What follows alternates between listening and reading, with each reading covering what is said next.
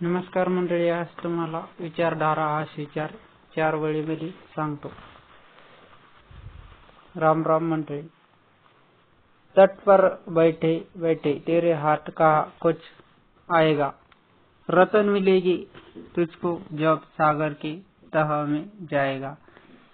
कुछ ना आए हाथ तो समझ जाना, डुबकी वो भी अधूरी है। चाहे कितना भी मुश्किल हो, पहला कदम जरूरी है।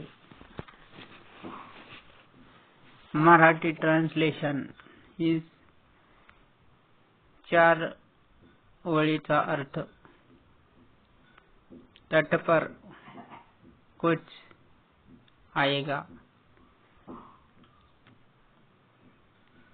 नदीच्या तीरावर किती बसलेले हात तर तुमच्या येणार का, हा तुम्हाला प्रश्न आहे।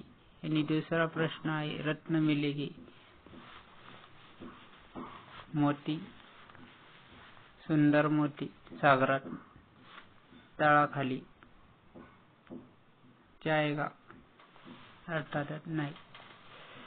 तळाखाली जाण्यासाठी पाणबुडी अर्थात तुम्हाला डुबकी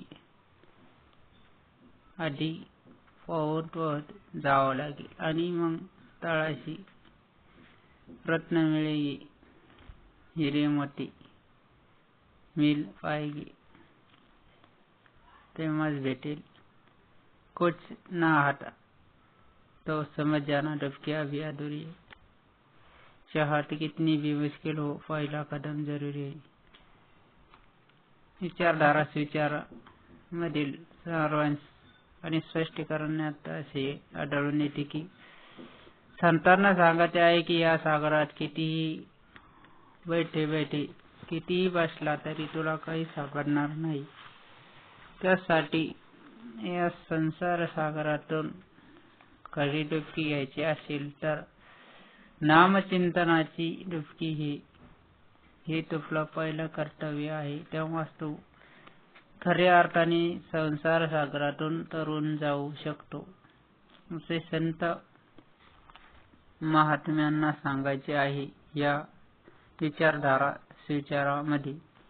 हा विचार तुम्हाला कसा वाटला नक्की सांगा।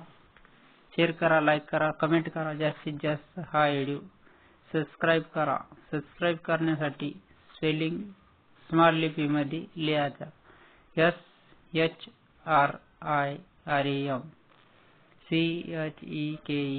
याप्रमाणे स्पेलिंग लिहून पुढे कोड लिहायचा 4589।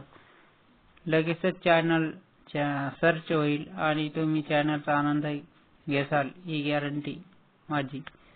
कोणतीही शंका मनात बाळगायची नाही। चॅनल स्पेलिंग व्यवस्थित टाकल्यावर आणि कोड लिहिल्यावर चॅनल सर्च होईल, यात कुठलीही शंका नाही, खात्रीपूर्वक मी सांगत असतो। तेव्हा जरूर शेअर करा आणि सबस्क्राइब केल्याशिवाय राहू नका। जय शिवराय, जय जिजाऊ।